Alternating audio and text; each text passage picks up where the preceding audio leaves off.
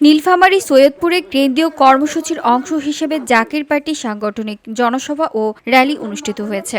শনিবার বিকেলে নীলফামারী সাংগঠনিক জেলা ২ এবং অঙ্গ সংগঠনের আয়োজনে উপজেলার বাঙ্গালীপুর ইউনিয়ন পরিষদের সামনে মাদ্রাসা মাঠে এই জনসভা অনুষ্ঠিত হয়। বাঙ্গালীপুর ইউনিয়ন সভাপতি মোকসেদুর সোনার মুকুলের সভাপতিত্বে প্রধান অতিথি ছিলেন নীলফামারী ২ এর সাংগঠনিক জেলা সভাপতি ইউপি চেয়ারম্যান লাঞ্জু হাসান চৌধুরী। জেলা যুগ্ম সাধারণ সম্পাদক একরামুল হকের সঞ্চালনায় বিশেষ অতিথি ছিলেন দিনাজপুর জেলার সাধারণ সম্পাদক মুজিবুর হক, নীলফামারী সাংগঠনিক ২ জেলার সাবেক সভাপতি আমিনুল ইসলাম আমু সহ অনেকেই।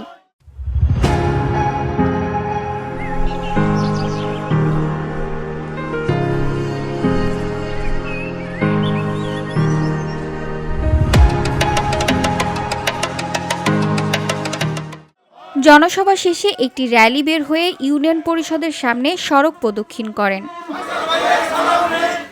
VOD Bangla news desk.